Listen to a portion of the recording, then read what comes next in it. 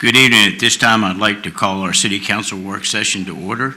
And our first order of business is a City Assessor's Annual Report.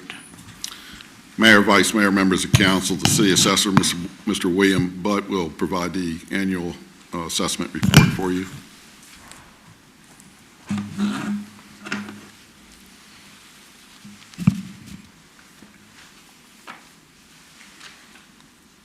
Good evening, Mayor Dooman, Vice Mayor Bennett, members of council. Pleased to be here tonight to present the annual reassessment report for the City of Suffolk for values effective July 1, 2021. Tonight I'll outline the methods, analysis, and conclusions in the annual real property reassessment.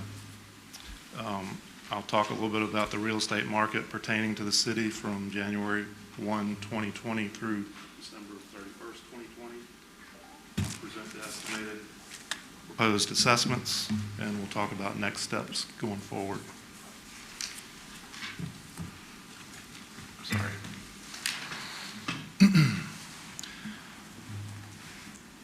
Title 58.1 of the Code of Virginia gives me the authority to list and maintain records on all real property within the city and to ensure that the burden of taxation shall rest equally upon the city's property owners. State code requires assessments to be uniform among classes of property within geographic boundaries, and they also require us to strive for 100% fair market value. So what is fair market value? There's many definitions of fair market value thrown around out there, but one has withstood the test of time and the test of the courts in the state of Virginia. That definition arose out of a case in 1958 titled Tuckahoe Women's Club versus the City of Richmond. And it says that fair market value is the price a property will bring when it's offered for sale by one who desires but is not obliged to sell it, and bought by one who's under no necessity of having it.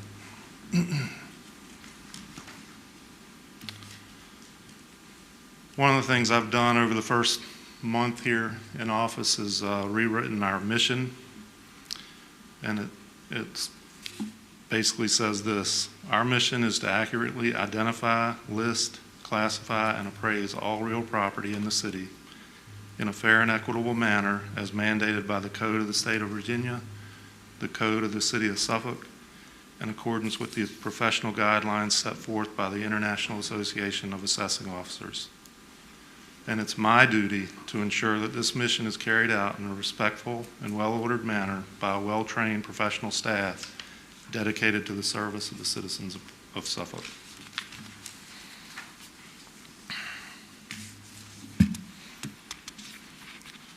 On a daily basis, me and my staff, we inspect and collect data on all new construction. We review and update records on existing properties. We perform statistical analyses. We process and validate property transfers, process parcel combinations and subdivisions, and provide assistance to the public. So for the 2020 market, real estate market, I'm sure you'd be surprised if these words weren't on your screen at some point tonight, but I remember sitting at my desk a little over a year ago, having just done a similar report in another jurisdiction, and reflecting on how positive everything looked as far as real estate, the market. Got a phone call from then city manager of that jurisdiction, and she says, "We're shutting down. Send everybody home, go home, I'll send you more orders later." And I thought to myself, what in the world was going to happen to real estate now? Was the market going to absolutely crash or what? And my thought was, let's say you had a house listed for sale. How is an agent going to be able to show it? How are contracts going to get negotiated? How is a mortgage application going to get processed? All of those things, how are they going to happen? We just didn't know. But I'm here to tell you tonight that the process didn't skip a beat. And the real estate market is as strong as ever, or was in 2020, and it's continuing into 2021. The next few slides will bear that out. The biggest driver, of course, in the real estate market is interest rates. And 2020, they were at all-time lows. This would be an average. We can see back to 2015, they were 3.8. They've been as high as 4.5% in 2018. But 2020, they were extremely low. And this brings a whole new group of buyers into the market. And then it elevates those who already own homes into different markets. So, really good indicator.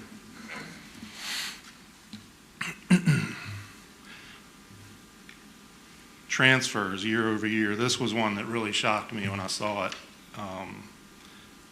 This market was able to process nearly 400 more transfers in 2020 than they did in 2019. That's pretty amazing considering the shutdown. So quite a feat by the real estate market, and quite a feat, you know, for the city of Suffolk. That says a lot for the real estate market out here. Foreclosures year over year.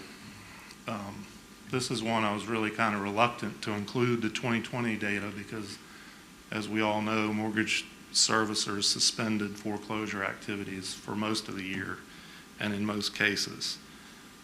However, the trend has been down since there was a little uptick in 2016. I'm not really sure about that number, but the trend has been down since 2015, and then 2020 had 52, so that's not a good number, but I believe that the trend would have remained going down. I think what we're going to see this year is a little uptick as some of these foreclosures that were held over from 2020 get pushed through.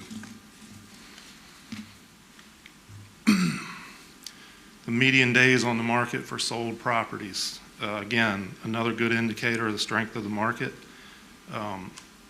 It's been on a steady downward trend since 2015 and took a sharp decrease in 2020, and it's indicative of the seller's market that we're in right now. Median sales price, again, another very positive trend. Median sales prices were trending up steadily for a number of years and jumped significantly in 2020.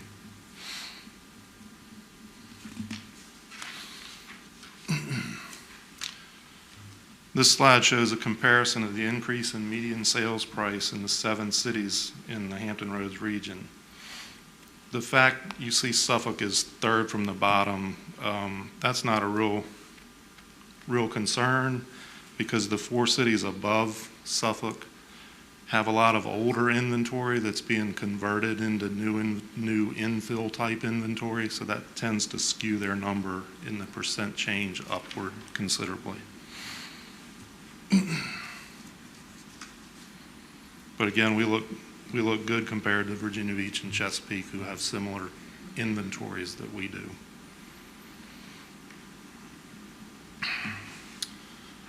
On the commercial side of the house, there's 4 segments I'm really going to talk about tonight. First is the multifamily market. Numbers here, again, are quite strong, very low vacancy rates, being driven down in part due to the number of absorbed units outpacing the number of delivered units. And this also impacts rents, which grew more than 4.5% in 2020. The industrial market, again, very strong going through 2020. Vacancy rates are below long-term average of 6%, and rent growth is right at 7%. That's a really strong number there. Retail market is struggling a bit. I'm sorry. Retail market is struggling a bit, but not as bad as we had thought it might. Vacancy rates are considerably higher than long-term averages, and rent growth is less than 1%, but it is growing a little bit, so that's good news. Newly delivered retail space is outpacing absorbed space, however.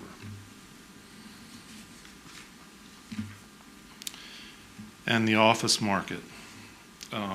This market's been hurt by the pandemic as well. Vacancy rates are up and increasing. The absorption rate is very low and rent growth is negative here. All four of these commercial markets have seen sales volumes that are quite low as commercial property investors seem to have taken a pause while they sort out the pandemic and its continued effects.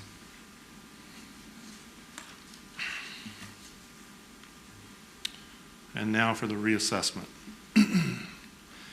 We have a total taxable parcel count right now of 40,627, with 36,300 of them being residential, 2,533 being commercial, and 1,731 agricultural. In this reassessment, the residential property values citywide increased by $491 million. Commercial property increases by 71.3 million, agricultural about $500,000, and the total citywide increase is $563 million, or 5.34%.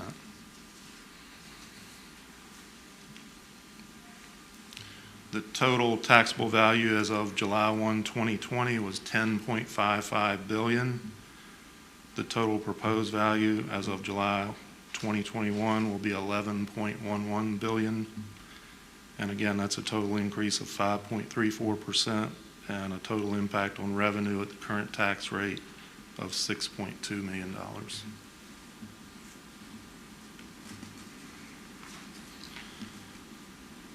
Two of the largest abatement programs in the city are the Disabled Veterans Program, with 797 participants and over $2.6 million in abated taxes, and the Senior Citizen Tax Relief with 1,441 recipients and over $2.3 million in abated taxes.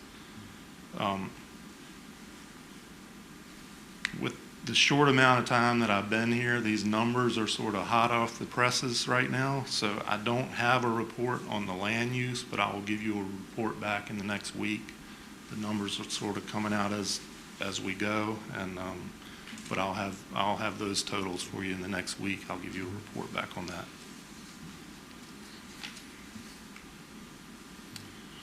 This is just the non-taxable property here in Suffolk. The percentage of non-taxable property to total value is less than 10%, which is quite different for me coming from a jurisdiction where it was 45%. So I was really surprised when I saw this number. It kind of threw me a curve. So assessment notices will go out to all property owners by this Friday. Informal appeal hearings will be heard through the close of business on April 20th. Board of Equalization hearings will be completed by June 30th, and the staff will continue to process new construction and alterations for end-of-year supplements, and we'll prepare the land book, which will be effective July 1st. That'll get done sometime early to mid-July this year. I'd also like to let you all know that I'm putting together a task force among my staff to get out there and between now and July and pick up undocumented improvements. I think there's considerable value out there that we can put on the books before July. So I believe this land book number will increase substantially over what it is today. With that, are there any questions?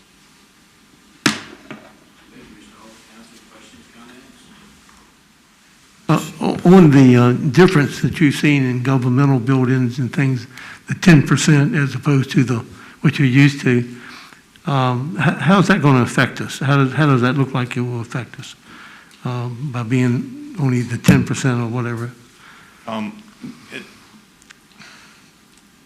It just affects you because there's not a lot of non-taxable property out here, which is a good thing. You know, in Portsmouth, they struggle with that, and most of their non-taxable properties, some of the better, you know, the government tends to buy really nice properties or hold really nice properties.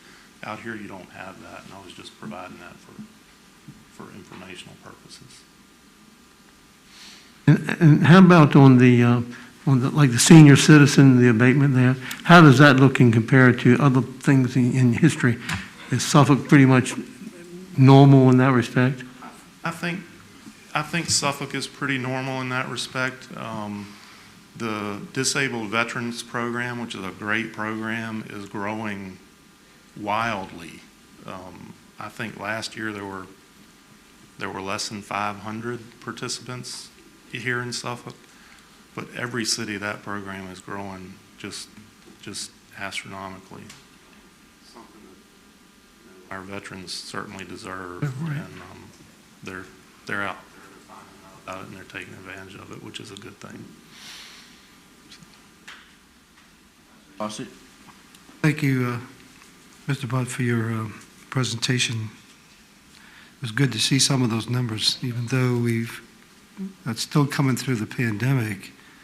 We've done relatively well, I think, at this point, because when we started out on this, we were all kind of wondering how this thing was going to really shake down to the local government here. And it looks like we're pretty good on track with some good news stuff, even with what's been going on. So I just wanted to make that observation and comment that it looks pretty good, and it looks like we might continue the way your numbers are looking. So I think, considering that we got a pandemic and now we're ramping up to get a lot of people vaccinated, I guess the office type rental stuff has been a little bit, a little sketchy anyway.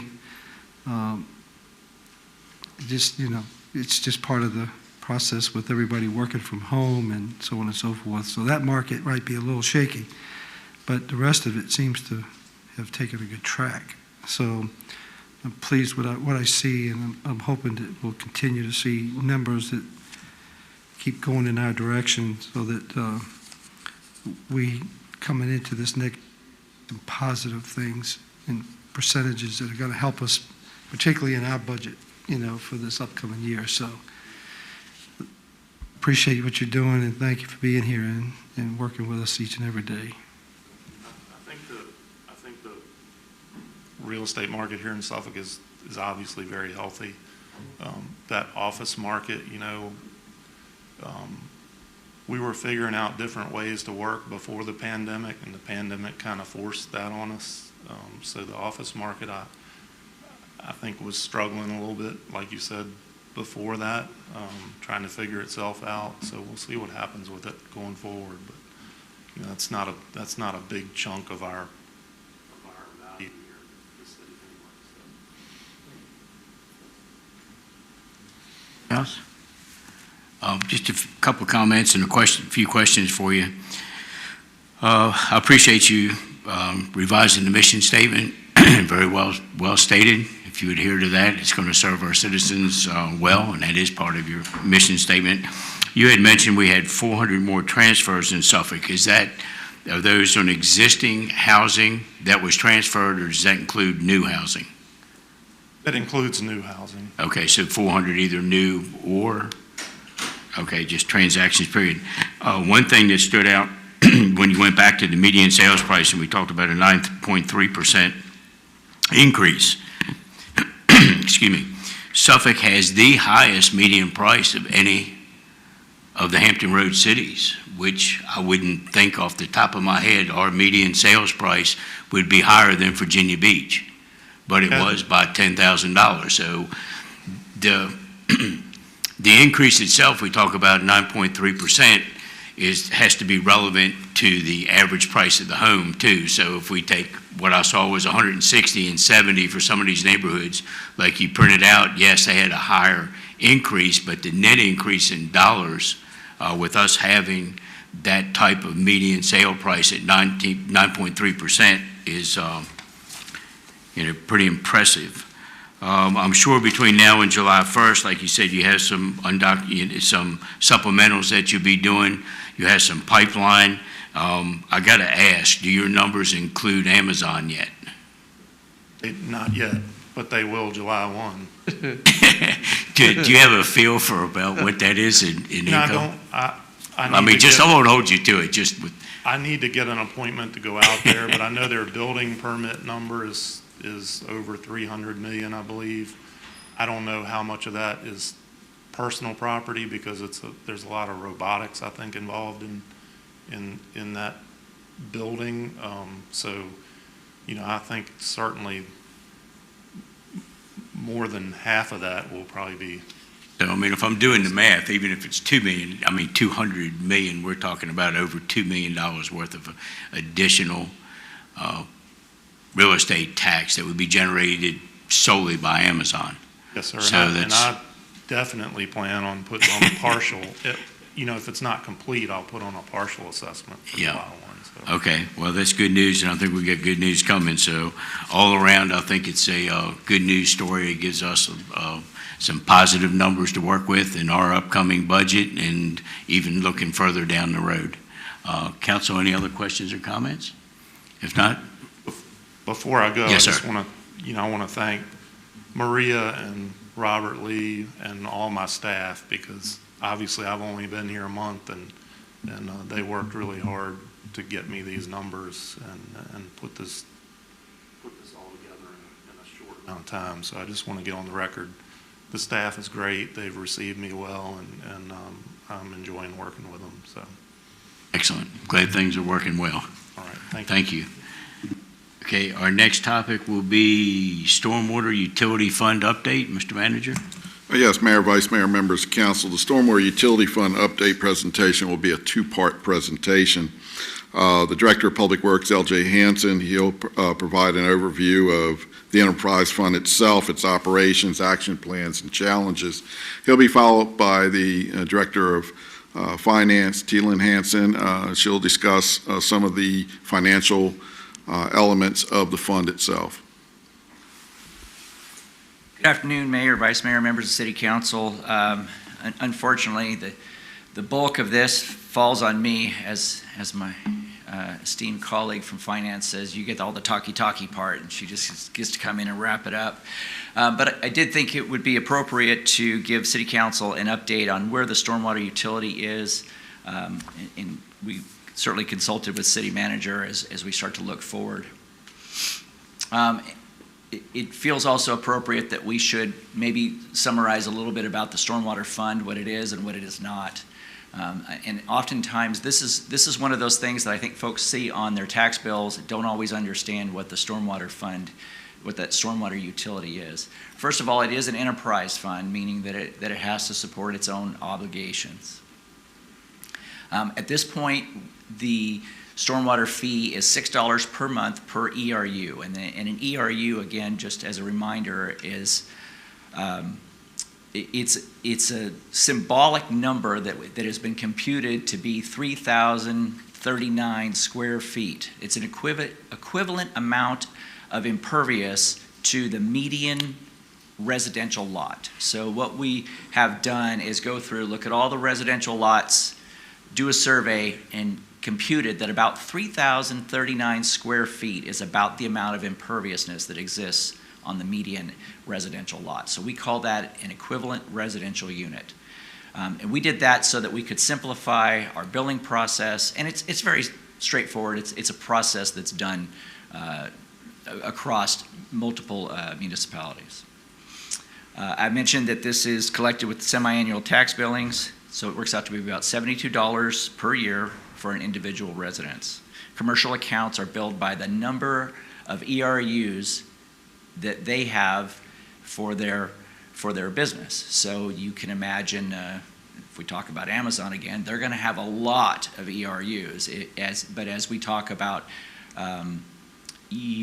someplace maybe on Main Street, a smaller business that is very much similar in size to a residence, they're going to have something very similar to one ERU. So for commercial, multifamily, those types of things, they're billed on that spread by how much impervious that they have. So across the whole city, we have about 68,000 ERUs, and that helps you give you some idea that we generate about $4.9 million annually in that stormwater fund. That money can only be used for legitimate stormwater related uses, and that's by the charter when we established this fund. Thought you might like to know a little bit about how we stack up as a locality. If we look at the 7 Hampton Roads communities, Suffolk is the lowest of the 7 communities with $6 in ERU per month. It's really challenging to try and make this an exact comparison because we all do things just a little bit different. If you look at that 4th column over, you'll notice that the ERU value differs based upon each municipality. I will say that we have the largest ERU value. What that means is that for any business that's developing, if that business were located in Suffolk, they're going to pay less they're going to have less ERUs than they would if they were in any of the other 6 municipalities. Also, we have the lowest per residential unit. That's $6 per month for residential fee. Again, we don't all the municipalities don't do this the exact same way, so it's a little bit challenging to try and do too much of a comparison. But by and large, I believe that we stack up at the bottom in as far as how much it is that we're charging our residents and how lenient we are in as far as the ERU equivalency for the businesses and the commercial endeavors that come into the locality. So what does that fund do? Well, when we talk about stormwater, we typically break this up into 2 different components. We talk about water quality, and I'm going to have a couple of slides about water quality, and then we also talk about water quantity. So water quality being the first is what are we doing to improve the water quality? And again, remember, this is stormwater. This is not, we're not talking about the utility, public utilities program. This is the rain that comes down as it hits the earth. It runs off across fields, across our driveways, our houses, into what we call the MS4 system, or a municipal separate storm sewer system. And once it hits the roadway and it flows into a drain or a ditch, that becomes part of our MS4 system. And at that point, then, the city of Suffolk is responsible for that. In order for us to discharge that to our rivers, lakes, and streams, we need to maintain an MS4 permit. And that permit is required so that the city has the opportunity to control our own development, our own facilities, really, in a lot of ways. That permit does say that we must reduce pollutants in stormwater to the maximum extent practicable to protect water quality. And in order to do so, there are 6 minimum control measures that are established in the permit that we need to address. And I'm going to go through those. I'll try not to belabor it too much, but it is important that you understand exactly what that MS4 permit does. And it's a big part of what we pay our utility fund to do. The first is public education and outreach. And there are a number of things that we do. We collaborate with the Hampton Roads PDC. We collaborate with a lot of different other development organizations, trying to promoting education, outreach, those types of things. We also work with the Nansemond River Preservation Alliance, NRPA, and we conduct public participation involvement events as well.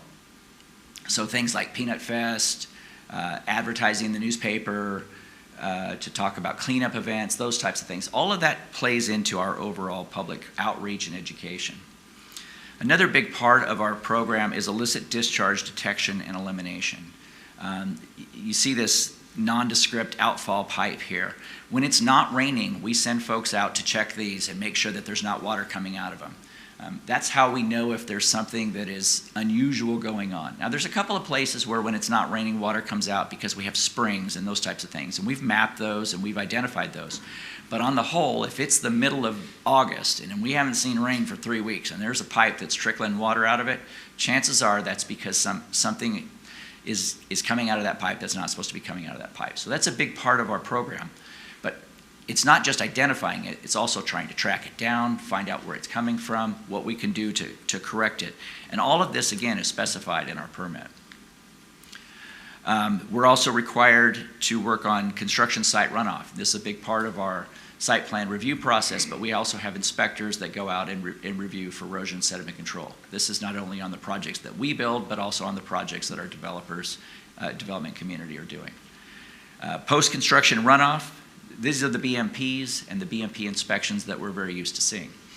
One of the things I really like to talk about here for just a second is we talk about pollutants and the maximum extent practicable, and I'm going to talk about bacteria in a second, but really from the MS4 permit standpoint, when we talk about pollutants, we're talking about three specific things: nitrogen, phosphorus, and sediments.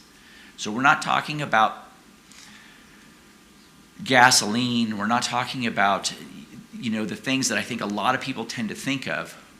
When the state tells us to look at pollutant removal, they're focusing on sediment, nitrogen, and phosphorus. And that's because they play such a big role in what happens to the ecosystems as those pollutants get into the rivers and streams. Chesapeake Bay, we're all familiar with the dead zones that we're really starting to get out of control in the Chesapeake Bay. We've seen a large turnaround in that, in large part because of restrictions that have been put on localities and on sewer systems and other types of things. We have seen a dramatic turnaround. That's a big part of what it is that we're doing here. And those BMPs that we require as part of development go towards that eventual outcome. And then the last item, number 6 of the 6 minimum control measures, is pollution prevention and good housekeeping. And by and large, that's mostly the stuff that we do for our own stuff. We do work with schools. We assist them in their good housekeeping, but you think about how our fleet department operates, making sure that at fleet, we're making sure that we don't have water that's got oil in it, those types of things that are running off. We're maintaining what we're doing at our public works facilities. We don't have sediment running off of them, that we're taking care of our own stuff. So when we talk about pollution prevention and good housekeeping, those are the things that we're predominantly talking about. Again, this is the biggest part of what it is that we're doing with our stormwater utility. But there are other components as well. The Chesapeake Bay TMDL, we've been before council before and talked about specifically about the TMDL, talked about the dead zones that were starting to become really prevalent. We entered into an action plan to do the things that we could do to try to minimize our role in how that plan, or in that impediment that was happening to the bay. And in order to, just so that you have some idea of some of the things that we have done over and above what we're required to do under our MS4 permit, we've done some land use conversion at Lone Star Lakes. Portsmouth Boulevard, we planted some longleaf pines to try to get rid of managed turf that we had there. There was a living shoreline project at River Bluff. Now, that wasn't a project that the city undertook, but we worked with the developer to try to improve it and make it as efficient as we could. Street sweeping. We're not required to do street sweeping to the degree that we do. It's something that we go over and above. We do more street sweeping than is required. And again, going back to that concept of sediment, trying to get sediment out of the water. As sediment gets to the water, it carries with it some of those other nitrogen, phosphorus, some of those other elements. And then septic to sewer conversions and septic pump out program in the Chesapeake Bay Protective Act. And then lastly, and I did kind of mention this as well, there is a local TMDL for bacteria. And so we work with organizations to, again, in this one, largely education. We do have a couple of other things that we have worked with homeowners associations to get pet waste stations out, to look at illicit discharge. We work very closely with public utilities. And then we have a number of campaigns that we have been working on. Street sweeping, of course, helps here as well. And septic tank pump out program within the Chesapeake Bay preservation area. So in addition to that, we also conduct water monitoring on the Nansemond River so that we have an adequate idea of what the conditions are on the river, how things are changing. I know we had a meeting about a week back with the Nansemond River Preservation Alliance. We work with them. We share this data with them so that they have some idea of some of the things that we're looking at.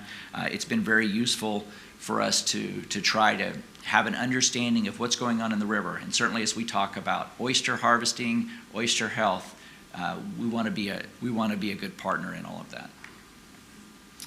And this is another program that we're doing currently that we're very excited about. We've been partnering with the Hampton Roads Sanitation District and the Department of Health, Division of Shellfish Sanitation, to do something that's really kind of different.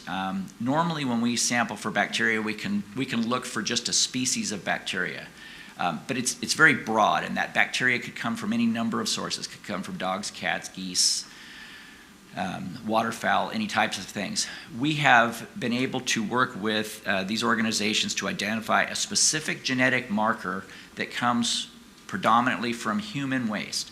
Not very exciting topic to talk about at the dinner table, but it is very useful when you're trying to track down if there's actual issues, and we're really excited. This has been a really good program. It's helped us to identify some things where there were some issues that were flowing out to our rivers, lakes, and streams, and we've been able to get them corrected in very short order. This has been a very effective program.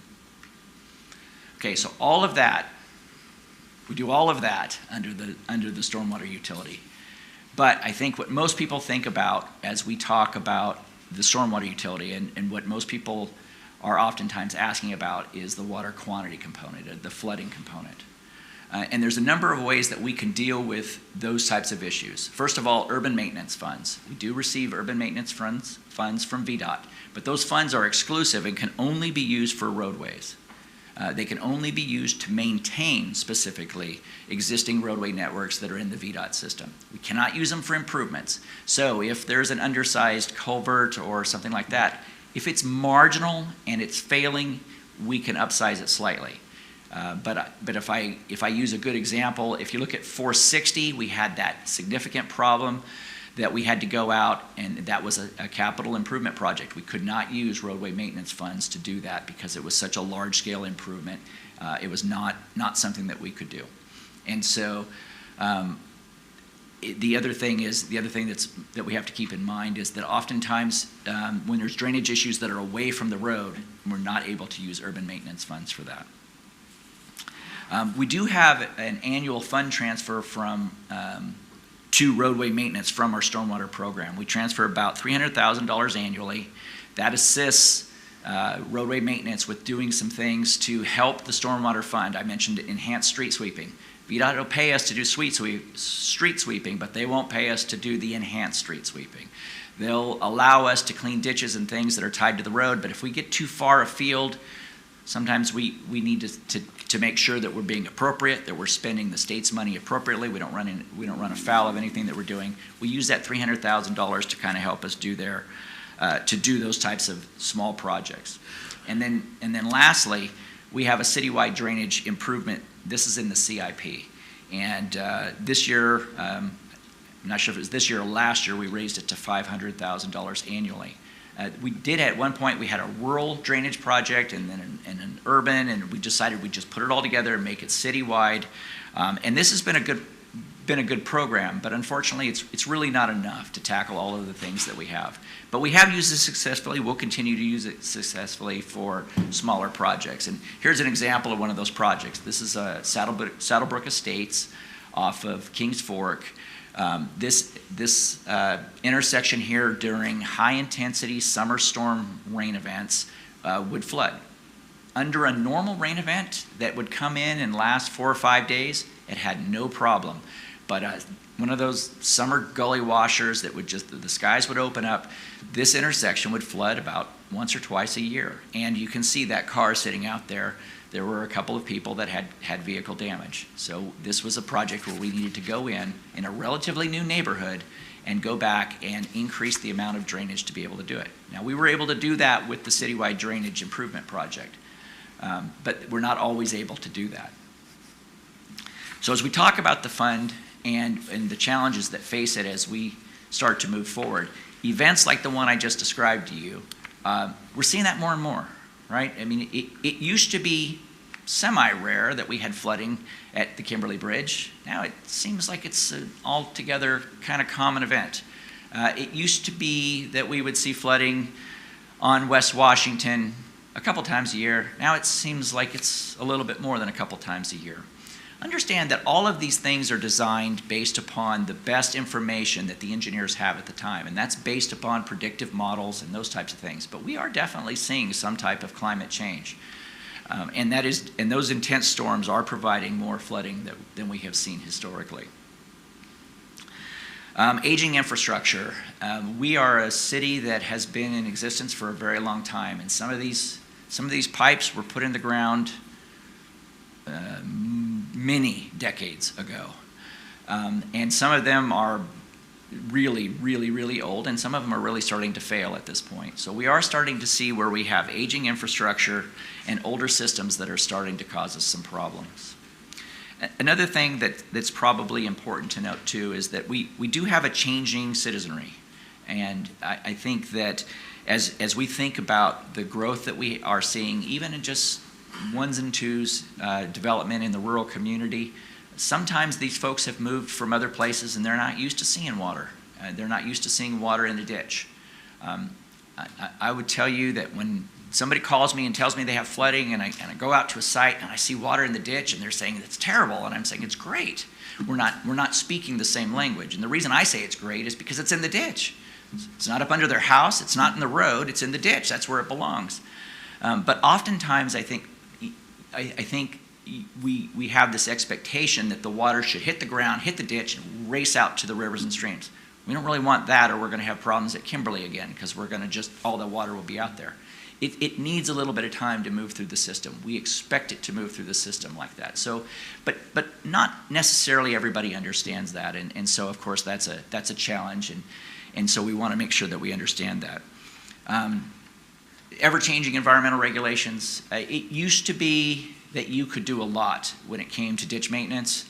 It's a lot more restrictive now than it used to be, especially as we talk about wetlands and environmental regulations to protect the Chesapeake Bay Protection Act, the CBPA, and some of the other protective areas, wetlands and those types of things.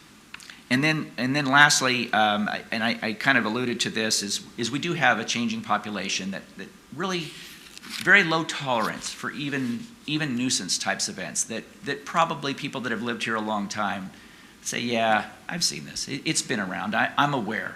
But we do have folks now that are not quite used to that. And so the expectation is that we're stepping it up and trying to do more. We have some very large-scale projects that are in the works. And as I told you, we're looking at about $4.6 million annually. You can look at this presentation or this slide that comes from the CIP, and you can see that we have a lot of funds out here. And the Director of Finance is going to get up and talk to you a little bit more about this. But there are some very large-scale projects that are on the horizon. This is not by any means a comprehensive list of all the projects that we have. These are the ones that are burning the hottest and that we've identified that needed to be in this round of the CIP. And I thought I'd show you just a couple of different examples, and we're kind of running the gambit here. The slide on the right is Wilson Street over here off Wellens, and it doesn't take very long for Wilson Street to look like this. There's one outfall. It discharges to the ditch that runs next to Norfolk Southern Line, and one of the things I would really like you to look at, and I know it's hard to see from your seats, but this is water that are up under the houses of these folks that live on Wilson Street. And we're working to solve this problem. We've already made it somewhat better, but we are working with this community to try and get more pipes to that ditch. But ultimately, then it also means we have to take that ditch to its ultimate outfall. And this is a project we're working on. We'll continue to work on it and work through it. But this is a problem that we in Public Works look at and say, this is a real flooding problem. The one on the left is also a real problem because it exists. This is a dry day. It hasn't rained for several days. This is on First Avenue right off of Broad Street. Right off of Broad Street and First Avenue. It hadn't rained for several days, and you can still see how much water is sitting there. That's an issue with just aging infrastructure, the way that development has occurred, overlays in time.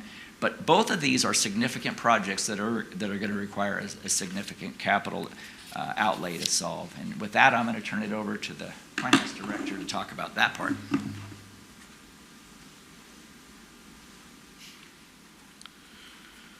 Afternoon, Mayor, Vice Mayor, members of City Council. It is my turn to talk about some of the money aspects, as I normally do, with some of the issues that we're facing with the Stormwater Management Fund, and kind of give you somewhat of a preview of what's to come in the budget.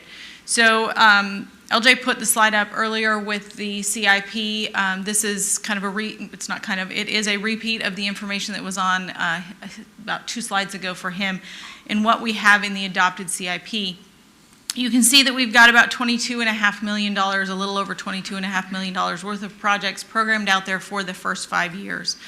The next slide I'm going to show you shows what we currently have planned for the revenue sources for those projects. But we know that the stormwater fee revenue is not going to be able to cover all of those projects. Right now they're planned as, for lack of a better term, cash-funded projects. So what we are doing is we have been working with our financial advisors to come up with some options related to funding strategies as it relates to the Stormwater Fund and how to accomplish these projects, and while still maintaining the service levels on the water quality and the water quantity side of things that LJ talked about, maintaining the service levels, maintaining those things that we're already doing in the Stormwater Fund, and layer on top of that some of these big projects. So what that means is we're going to have to look at some sort of debt financing. You're familiar with debt financing as it relates to the utility fund. We don't know exactly what that's going to look like for the Stormwater Fund. We're working on some options and working those through with the financial advisors, and we certainly want to be responsible with how we do that. We want to achieve that right mix of cash versus debt funding moving forward in this Stormwater Fund, so that it's sustainable, so that we can make it affordable as well as sustain it and get some of these projects done. So we want that debt service to be very reasonable. As I mentioned, we are working with the financial advisors on what that needs to look like.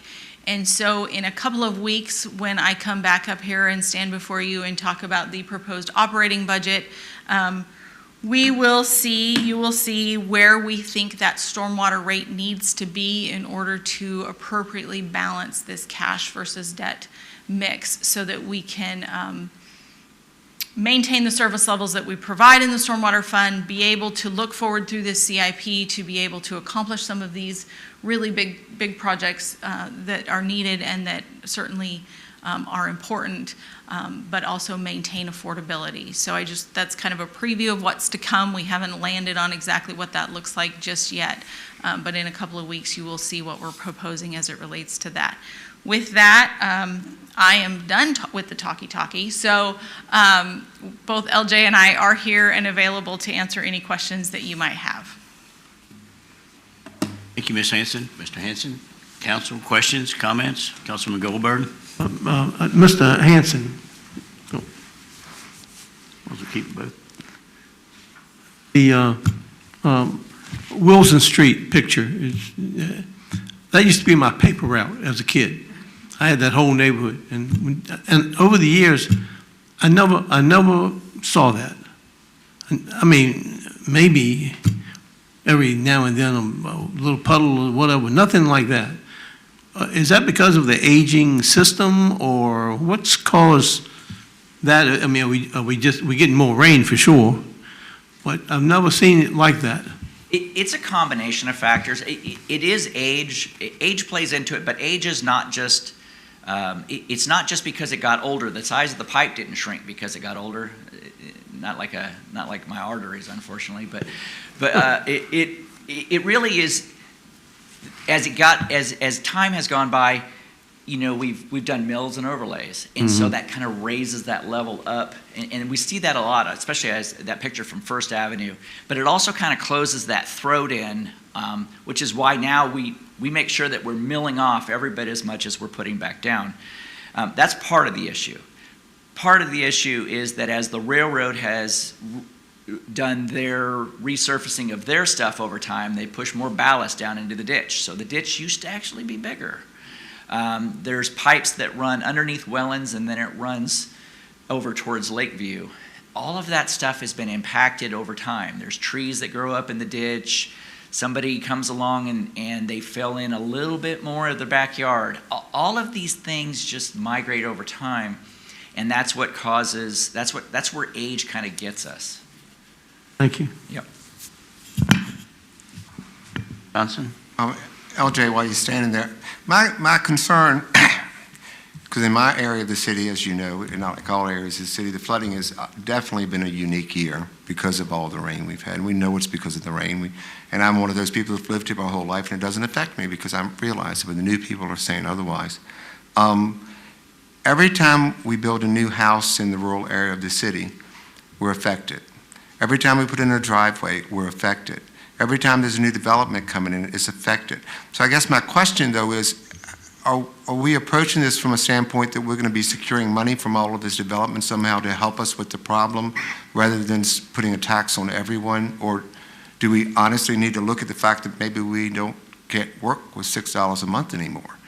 And are we going to truly take stormwater on all of this flooding? Is it going to truly be a part of the storm? In the past, we've been told different things as far as how we fix these projects, as you just said. But I'm afraid as we go into the future, it's really getting worse. I mean, we can say what we want, but it's truly getting worse. So how are we going to deal with the aspect of we are going to need more money, obviously, and a lot more eventually? Yes, sir. And I hope if I can say, I hopefully in my presentation, what you understood was that stormwater quality component, that's the part we have to do. And that's really why the stormwater utility was a large part of that, of why it was created in the first place. I speak to a lot of residents that live in the rural parts of the community, and they're like, why do I have to pay this? All I have is a ditch, and you don't even maintain it. First of all, that's not true. We maintain all the ditches, okay? But second of all, in order for us to adequately do what we need to do on the drainage side, especially as we start talking about all of the increased ditch maintenance that is required in the rural parts of the city, we are going to need more. We are going to need more revenue. That is what we're going to need, and we're going to need to deal with the older parts of the city that are historic, where we talk about these pipes not being adequate enough anymore, and also for the rural parts. By and large, the areas that are developing now that are more suburban in nature, by and large, they're able to handle it. We're not seeing these problems in the brand new neighborhoods that have adequate BMP storage, have the ability for it to retain and then discharge like it's supposed to. By and large, I showed you an example that that's not always the case, but as we look at those areas, yes, sir, I think we can make things better, and I don't think it means that we have to stop building houses. I think it just means we're going to have to put more energy into what it is that we're doing to address those But I guess my whole point is I think that it's time to put a system in place looking down the road that we are going to need more funds. And I'm not for tax increases like anyone else, but the point is somewhere we've got to come up with this money. And I don't think residents will be shy to it. I think that they recognize that as we do a better job, because it truly has become a real issue, particularly with rural areas and rural homes and homes that are underwater. So it's something our engineers, we need to create a better plan as we move forward. That's my point. So, but thank you. Anybody else? Just one comment. Mr. Hanson, you mentioned a meeting that I believe it was last week, we had with the Nansemond River Preservation Alliance. I want to thank the city manager for arranging that meeting, coordinating it. We had virtually all the department heads there. There were probably 20, 25 people in that meeting. And I appreciate NRPA to the extent that we can actually partner with them. I know they're very concerned with water quality, especially in the Nansemond River. And by partnering with them, I know they do a lot of their own analysis as far as water quality, bacteria source tracking, living shorelines, and just looking into the future. I think this is going to advance these initiatives, improve the water quality in the Nansemond, and actually be an asset to the city as we work towards the same goals. So thank you very much for what you do. Thank you, City Manager, for putting that together. We got any other questions or comments? Okay, thank you, sir. And if not, that concludes our items on the work session for this afternoon. Madam Clerk, I understand that we have a motion for a closed session. Item number 1, pursuant to Virginia Code Sections 2.2-3711A8 and A1, consultation with legal counsel employed by a public body regarding specific legal matters requiring the legal advice of such counsel, and the discussion, consideration, or interviews of prospective candidates for appointment, and the assignment, appointment, and performance of specific public officers or appointees of the city, specifically the appointments as shown in the attached list for vacancies or term expirations for the Agricultural Advisory Committee, the Early Childhood Development Commission, the Economic Development Authority of the City of Suffolk, the Human Services Advisory Board, the Local Board of Building Code Appeals, the Suffolk Redevelopment and Housing Authority, the Planning Council, the Western Tidewater Water Authority, the Wetlands Board, and the Chuckatuck Borough Vacancy on City Council. Item number 2, pursuant to Virginia Code Section 2.2-3711A7, consultation with legal counsel and briefings by staff members or consultants pertaining to actual or probable litigation where consultation or briefing in an open meeting would adversely affect the negotiating or litigating posture of the public body, specifically the matter of Chuckatuck Volunteer Fire Department v. the City of Suffolk. And item number 3, pursuant to Virginia Code Section 2.2-3711A8, consultation with legal counsel employed or retained by a public body regarding specific legal matters requiring the provision of legal advice by such counsel, specifically the role of city council in public school funding. Madam Clerk? Moved. Got a motion for approval from Councilman Fawcett, second from Councilman Johnson. Madam Clerk, please call the roll. Councilmember Butler Barlow. Yes. Councilmember Fawcett. Yes. Councilmember Goldberg. Yes. Councilmember Johnson. Yes. Councilmember Ward. Yes. Councilmember Williams. Yes. Vice Mayor Bennett. Yes. Mayor Duman. Yes. The motion is approved by a vote of 8-0. Okay, that concludes our work session, and we will reconvene at 6 p.m.